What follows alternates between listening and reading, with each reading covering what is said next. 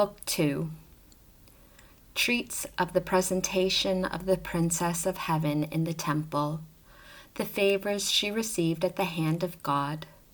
the sublime perfection with which she observed the rules of the temple, the heavenly excellence of her heroic virtues and visions, her most holy espousal, and other events up to the incarnation of the Son of God. Chapter 1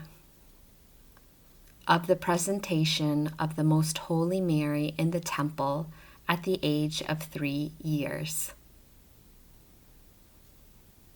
Among the types which foreshadowed the Most Holy Mary in the written law,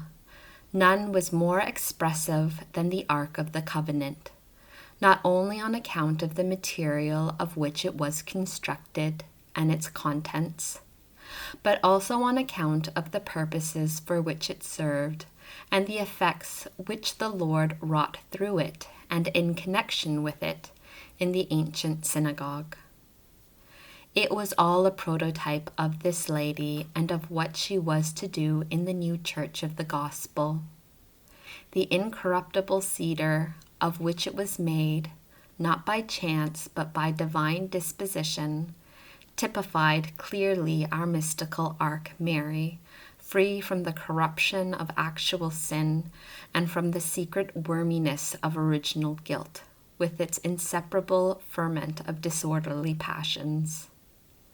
The finest and purest gold, which covered it on the outside and inside, certainly indicated the most perfect and exalted graces and gifts, which shone forth in her heavenly thoughts, in her works and activities, in her habits, and the operations of her faculties, so that in no exterior or interior part of this mystical ark could be discerned aught which at any moment of time was not entirely covered by the gold of the most exquisite and finest carat. The stone tablets of the law, the vase of the manna, and the miraculous staff, which that ancient ark contained and preserved, cannot be surpassed in expressive significance of the eternal and incarnate Word, enclosed within that living ark, the Most Holy Mary. For he was her only begotten Son, the living foundation rock of the evangelical Church. In this virginal ark of Mary was placed the keystone which was to join the Gentiles and the Jews, and was torn from the mountain of its eternal generation,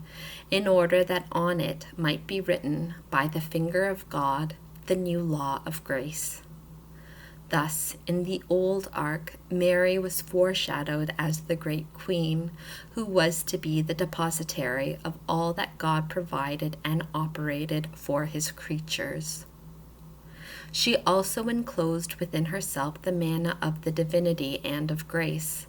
and the wonder-working staff of miracles and prodigies, so that this heavenly and mystical ark alone contained the fountain of grace, namely God himself, overflowing into the rest of mankind and forming the nucleus of all the miracles and prodigies of God. In Mary, therefore, all that the Lord desired to operate and manifest is contained and deposited. Accordingly, the Ark of the Testament, not in itself, but on account of the truth which it foreshadowed, served as the seat and footstool of propitiation, where the Lord was seated in the tribunal of his mercies, to listen to his people, to answer them and distribute his gifts and favors.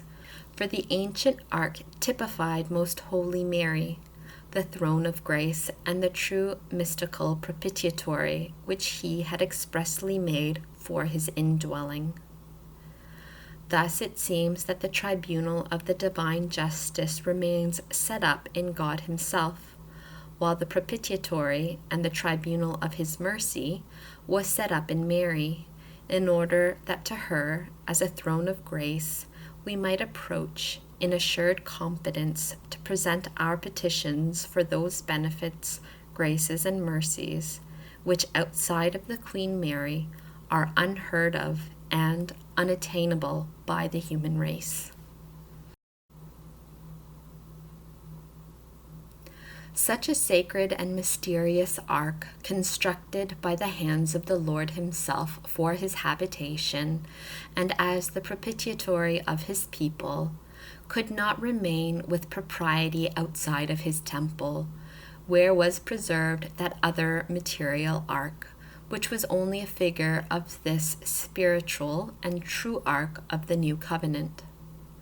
Therefore its author ordained that she be placed in his house and temple as soon as the first 3 years of her infancy should be completed. But I am astonished to find a wonderful difference in regard to that which happened within the primitive and figurative ark, and that which came to pass with the second and true ark of the covenant. For though the ancient ark had no other importance than that of presignifying Mary and the mysteries connected with her, when the King David transferred it to different places, and when afterwards Solomon his son placed it in the temple as in its proper place of rest,